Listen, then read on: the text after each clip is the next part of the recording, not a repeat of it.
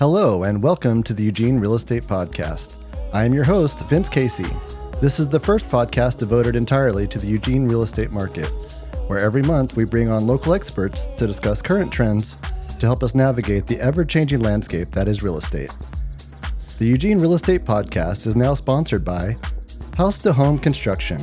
House to Home Construction. Love where you live. Welcome to the first ever Eugene Real Estate Podcast Happy Hour Edition. So grab your favorite beverage and take a sip anytime you hear the words Eugene, Real Estate, or Podcast. Let's welcome our guests today, Christian and Rob from Pacific Real Estate Services. Christian Fox is a commercial broker, an asset manager, and a partner at Pacific. And Rob is a business broker and a commercial broker at RJC Business Brokerage and Consulting. Gentlemen, welcome to the show. Thank you. Thank you. So what are each of you drinking today? I'm drinking the Falling Sky Pilsner, award-winning Pilsner. Nice. And I'm drinking the Planktown Alpine Trail Pale. Oh, perfect. So Rob, whenever you were operating Falling Sky, did you have any input on the beer or the beverages over there, or was that totally up to the beer master? Well, their palate, especially Scott the brewer, was much better than mine, but I did a lot of quality control. I gave them some input. Yeah, I bet so. Yeah, I'm enjoying the OG, the Amber Ale from Oakshire Brewing today. So anytime we hear the words Eugene Real Estate or Podcast, everybody take a sip along with us at home. So Christian, you are on the commercial side of real estate. What is the market currently like here in Eugene? Well, it's interesting timing for that question because in general, with our smaller market, our market relative to cities like Portland and New York and such, we don't have as big a pendulum swing, generally speaking, of vacancies or, over occupancy, if you will. It tends to be kind of just more moderate changes. So at this point in time, there have been, in the last few years, a few changes downtown, one being driven by a national trend of banks to not have their larger bank buildings and going to a much smaller community like storefront model. And so when Wells Fargo moved out of their building and sold it at Oak and Broadway, it brought about a large vacancy in undetermined future use, and they moved down to Willamette and Broadway, where they open up, a customer kiosk almost, where it's like two tellers and an ATM. So that being said, the reason it's kind of timely to ask that question is because the Wells Fargo building, which is quite large, had sold about 6 months ago to the 4J School District, who has their administration buildings, which are quite old, over by the Rose Garden in the river, and they had committed to move to Wells Fargo building and make it the 4J admin building, bringing about 150 to 200 people to be there on a regular basis, which would really give a great boost to all the businesses that have a lunch business and or even happy hour business, kind of keying back to your podcast theme. And today in the news, they announced that their board decided that the cost of repairs and the planned or the forecast in their budget to have a reduction in some state funds, they've decided to not make the move and put the building up for sale. So we have this kind of question mark of, what will become of that building. And we have another large building downtown that hasn't been occupied fully in a while, which was the old Symantec building, which they moved over to Springfield Gateway area, International Way. So by and large, most of downtown is pretty steady, but we've got a couple areas, a couple buildings of note that there's this question mark around what will they be used for in the future. They could be converted to residential or something, but as it stands, we're still pretty healthy office market in downtown Eugene. Yeah, what do you think is going to end up happening with those empty spaces? Yeah, it's hard to say. I mean, it'd be great if one of them gets, let's say, converted to residential, but it's not like a easy task, and codes sometimes get in the way of how to interpret a conversion of a building from one use to another. So it's unclear. I mean, the clear path is to them be occupied by a large office user, but we'll see. Yeah, absolutely. I guess there's a lot of bureaucracy getting involved, converting buildings into different usages, and sometimes it muddies up the water a little bit.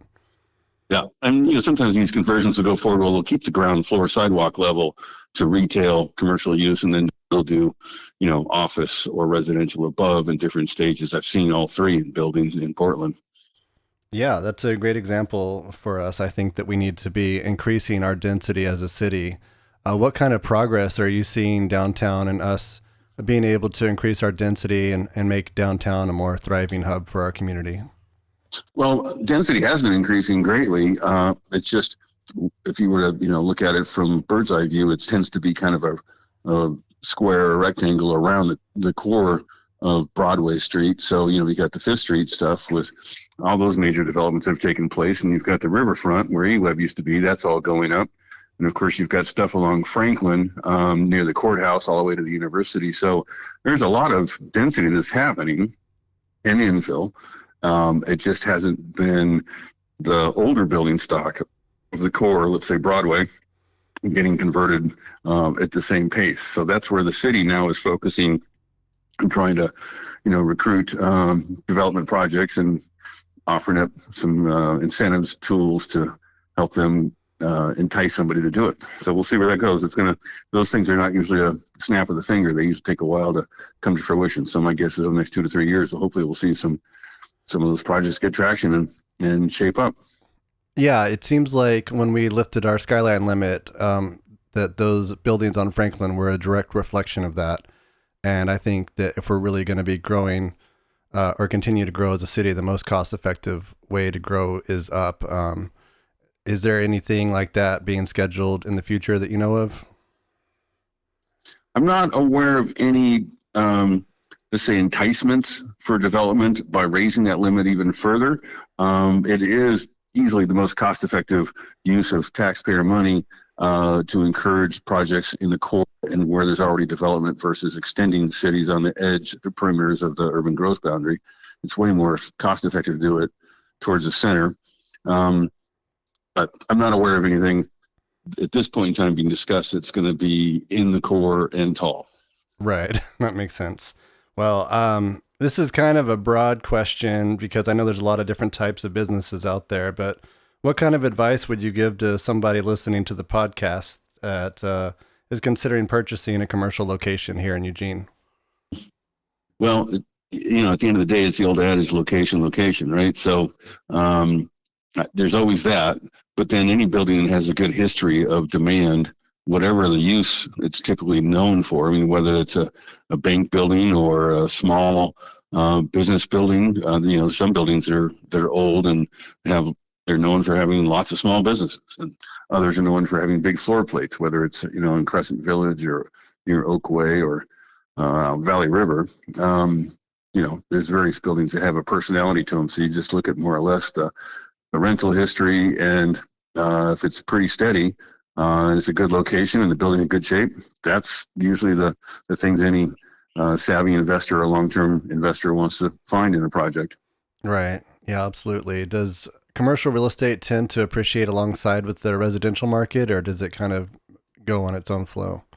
I think there's definitely some relations. You get into some different what do I say, value factors. I mean, if you want to just cast out, if you will, to a Los Angeles, you start looking at how transportation and commute makes such a difference in value. You could say the same thing in Portland, really. As soon as traffic starts becoming a big issue, then office space and mixed use hubs and all that in more neighborhood hubs start to add value and then go up. And it's always usually the home values because there's usually home development happening out in those hubs. So they're kind of tied together in that sense.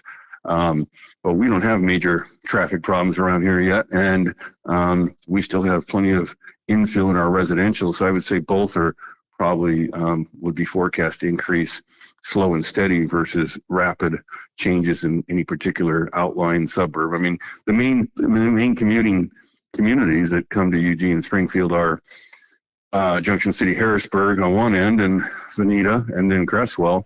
A lot of people, and for that matter, Pleasant Hill, a lot of people commute from those neighborhoods and, if you will, more suburban residential communities. And they're seeing escalations of infill of new home development, Coburg for one, and Harrisburg for another. And as the density of residential expands in those areas, it'll entice more, particularly retail, like coffee shops and, your happy hour places and that kind of thing will probably start to proliferate. Yeah, absolutely. Well, what type of separating factors in purchasing residential versus real estate come to mind? Do y'all still have a contingency period and do inspections and that whole tidbit? Yes. Well, everything's negotiable. The thing that differentiates the two significantly is residential purchasing and sales are considered to fall under consumer protection laws. And so they have a lot more standardized forms and a lot more standardized process. When you get into commercial, it's not consumer protection laws per se as much as investor education and, if you will, buyer beware. And so as a result, you get also inspection periods, but all of it becomes much more negotiable to the nature of the property, the sophistication of the parties involved. And then I would say the other thing that really kind of comes into play when you get into commercial investments versus residential is the capital gains tax planning, which is usually phrased as 1031 exchange matters, because you can't really do 1031 exchange on your residence. So those are the things that are differentiated from residential. Gotcha.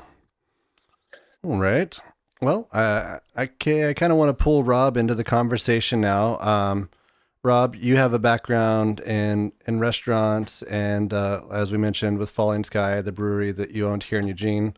You've created and sold a lot of businesses before becoming a business broker. Did selling Falling Sky have anything to do with the pressure that COVID sort of created on the public eateries and restaurants, or was that more of a personal decision for you? Well, it partially did. I actually had it for sale and had it under contract in February of 2020. So it was more a decision that I wanted to do something different. I'd been in the restaurant industry between New York and Oregon for 25 years. So, but then I kind of backpedaled because of the pandemic and there were so many unknowns, and I didn't end up selling until October of 2020. So you had those 8 months where trying to figure it out and make it fair for the buyer, Steve, such, and so, and then during that time I had to close down, pivot like everybody else, try to figure it out to keep everything going. So yeah, it was a very challenging time. Yeah, absolutely. What made you decide to jump into being a business broker? When I sold Fallen Sky, I wanted to take some time off and kind of figure it out. I didn't want to go back into hospitality, and so I took almost a year off and just tried to let my mind go in different directions so I didn't move incrementally. And then the opportunity or the business broker idea just came to me because I had sold 7 of my own businesses over my career. And I always enjoyed that process. I worked with different brokers. I learned a lot from it. I sold some myself. And then I was introduced to Christian. We had known each other, but the commercial real estate part came also because a lot of times businesses have properties and you can sell them both together. It's a huge advantage. And he has such a depth of knowledge and an incredible podcast voice. It's hard to follow you, Christian. It's putting me in a trance. It's so good. And then now I have a ton of businesses for sale. They're like just coming at me, which is really fun and exciting for me to get to know the different business owners and sellers and work with buyers and sellers. And I'm really enjoying the commercial real estate, helping people get in leases, selling buildings separate from businesses. So I think it's been a really good fit for me. So I'm happy I gave myself a little time to figure it out. Yeah, it's been great working with you. I know that I've sent you a couple of leads, and I hope they're working out because I'm looking forward to those referral fees coming in for sure. Me too. I'm looking forward to sending them to you. Yep. Hey, Vince, what did you say the name of your podcast is? The Eugene Real Estate Podcast. There we go. Oh, Yeah. good. I get to take a drink. We've had a few Eugenes like and teetotaler here. yeah, absolutely. I So was getting parched. yeah, anybody that's listening, there's definitely a podcast here that's going to be a lot of fun to listen to, and it's located here in Eugene. And if you want to learn more about real estate, it's going to be a great opportunity. No, you've missed a couple of Eugenes and podcasts and real estates in there. We just have to keep our eyes peeled. Or ears, my bad. Yeah. So back to you, Rob. What kind of trends are you noticing in the business world? What's going on there locally? Well, I think we've had kind of a perfect storm that's made a lot of change in the business world and people wanting to buy and sell businesses. There are trends already happening, with consumer habits, like in hospitality. Restaurants were already changing before the pandemic. The pandemic added fuel to that change, like with takeout and delivery and Grubhub and all the delivery services. And then it also is such a challenging time. You have two generations of people wanting to make changes in their life. Baby boomers that are retiring at the end of their careers, Gen Xers like me who just want to change mid-career or, towards the 2/3 done with their career. And a lot of people just, I think, did a lot of introspection and want to move in the direction they're passionate about and make a change. So what's happening, what I'm seeing is you just have a lot of people changing industries and also trying different things and reinventing. And then you have a lot of people just totally burnt out because dealing with the pandemic was so brutal for people. Yeah, and I think that's well said, Rob. But I was going to say that it's also evidenced by the fact that maybe the fastest growing commercial office sector is where demand is from the business world is the counseling groups. Some of the larger counseling groups are really growing significantly in their office space sizes. Yeah, for sure. People need lots of therapy. Yeah, I haven't been able to get much therapy because nobody's focusing on property managers, but there's a whole big field of opportunity there. Yeah, I think so. At least the beer therapy is working a little bit. And that's one of the things. That's one of the things I didn't say before is that actually as a broker, I'm one of the few brokers, commercial brokers in the area. There's a handful of us that also do property management. And that really, is much more of a day-to-day interaction with buildings needs and regulation and tenants' needs. And it's I'm going to say a lot more routine driven, but also really you can have your fingers on the pulse of what's going on pretty well. Yeah, and I can attest, it's very busy. He has YouTube song rings every time someone calls him. That's like Bono's Living With You. Living with me. Hello, and welcome back to the Christian and Rob podcast. Everybody take a drink because I just said podcast. There you go. All right. What's one of the coolest businesses you have for sale right now? Let's see. I got to be careful because I can't disclose, the names. But I have a super cool dog grooming and washing facility that's I'm learning a lot about, and people have such an affinity for their dogs. And I can tell you one industry that's growing, that's pet ownership. And I'm learning that in all this time through the pandemic, through people getting married later and staying single longer and needing therapy, people love pets. So anything in the pet industry and the dog washing and grooming industry is booming. So I'm enjoying learning about that in the process. Yeah, I've been reading a book called The Anxious Generation that is talking about how the kids that were being raised on phones and tablets are kind of jumping into the real world now, and their mental health is just so much different because they were so underprotected online and overprotected in the real world where they never had any real challenges. And it's really been an eye-opener for me and my son. So anybody out there with kids, I highly recommend that book. Maybe we'll need less therapists. Yeah, definitely. Yeah, and then my daughter was just recently in Japan, and she came back with many pictures and stories about how many cat cafes there were We're just there, it's not necessarily that the cats are all for sale like a pet store. It's a lot of them are just cats hang out. You can come by and pet a cat, hang out in the sunny windowsill with them while you're on your laptop or something. And maybe that trend will start coming up here in Oregon soon. There's a new one in Springfield, actually. I was helping her for a little bit. Yeah, it's a big trend. Yeah, you heard it here first, folks. Christian Fox is saying that a cafe in Eugene is the best idea. So it's a guaranteed win. Nothing but blue sky. That could be good for the Wells Fargo business building. The biggest cat cafe in the West Coast. Yeah. So my next question is kind of for both of you. Where do your two worlds meet? Where does commercial real estate and business brokering kind of join forces? Let's see. Well, I'll start this one, Christian.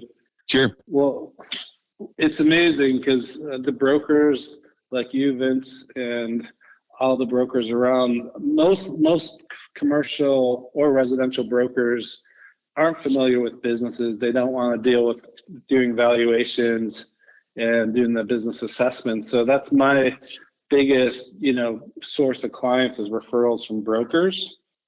But a lot of times businesses and leases and properties, these things all overlap. Most businesses are leased or have owned property. So there's the expertise goes from assessing the lease and assessing the property.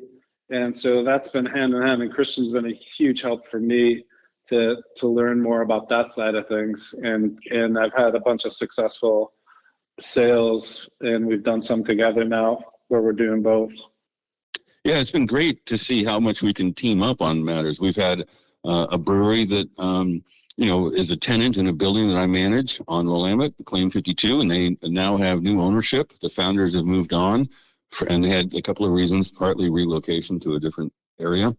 But, Claim 52 has a new ownership, and they're inspired, and they're fun, and they're local, and so that's exciting. And, that's the kind of thing where Rob and I would work together on it, or, a business broker and a commercial broker come together associated with.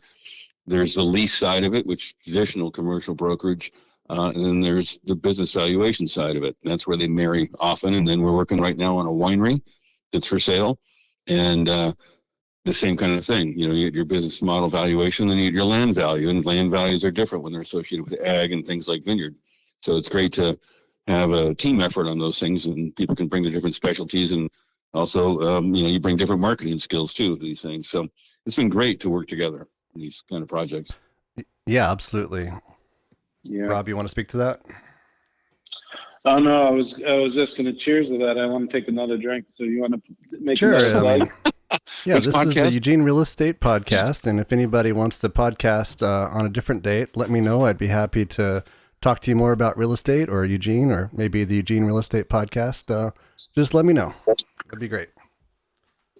Well, Vince, you're in the real estate world, and both obviously the broadcast media as well as the activity. Do you find that your residential world interacts? Like some of your clients have a business and they call you once in a while and say, "Hey, let's work on my business building. I'd like to sell it," or those kind of things. I mean, a lot of residential brokers seem like they cross over into that field. Yeah, it definitely comes up. I think I've sent Rob about 3 leads, maybe in about 3 years. So it's something that comes up from time to time, and we definitely have a good relationship. And I'm looking forward to more referrals back and forth in the future.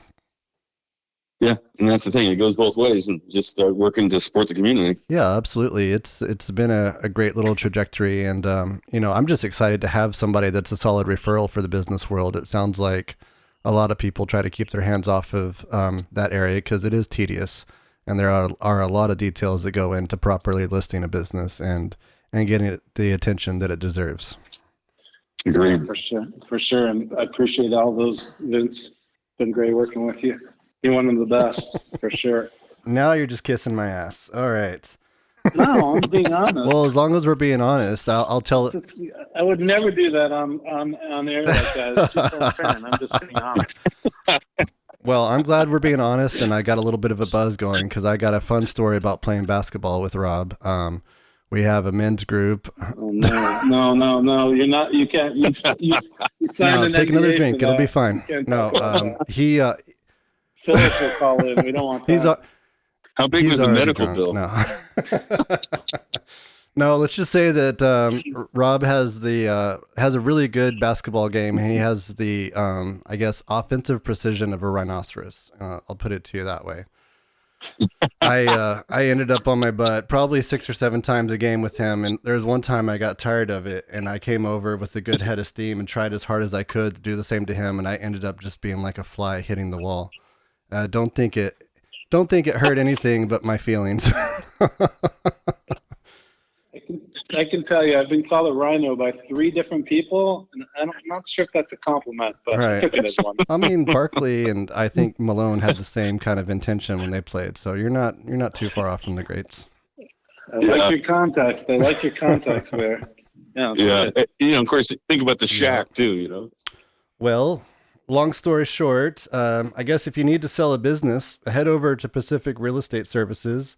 They have the knowledge and the experts to help guide you on your path to doing that. And I know that y'all both have places to be at 5. So is there anything you'd like to leave us with before I sign you out?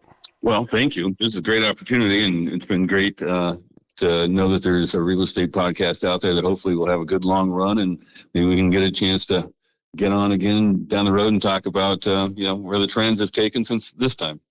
Yeah, and I'd say Vince, I really appreciate you asking us to be on the podcast. It's very fun to be on with you, and I've listened to a bunch of them. I think you're doing great service for the regional community to learn a little bit about these different things. Yeah, absolutely. I asked Justin Schmick, and he turned me down cold, so y'all were my silver medal. So thank you so much for coming on. Well, you just get a few more people like us on there, and Justin will be all about getting on it. That's right. All right. Well, Christian, if somebody wants to get a hold of you, what's the best way to reach out? Yeah, Pacific Real Estate Services. And we've got a website, or the usual. I'm not sure what you can say or not say on a podcast, but we have our own direct lines, and so I'd say happy to reach out. Call me, or text me, and see what we can do to work with you. And oftentimes we'll end up working as a team, like with Rob and I together, to help you get the results you need. Rob, if there is a business that needs to know what their business is worth, what's the best way to get a hold of you? If you go on Biz by Sell, I think I have like 17 businesses listed, and my website's rjcforbusiness.com. The 4 is FOR. All right. Well, folks, that's our show today. I'd like to thank Christian and Rob for coming on today. I'd like to thank House to Home Construction for sponsoring us. And I'd like to thank Patty Rose for producing the show. And I'd like to thank all of you for listening. Next month's guest is Ian Gray with Windermere Real Estate, and we will be discussing first-time homebuyers. Good night, and we'll see you next time. If you have a question for the show, feel free to email us at eugenerealestatepodcast@gmail.com. If you would like to work with Vince Casey as a buyer or seller, please email him at vincecaseyrealestate@gmail.com. Be sure to mention this podcast with House to Home Construction to receive up to $500 off any roof bid from a competitor in writing.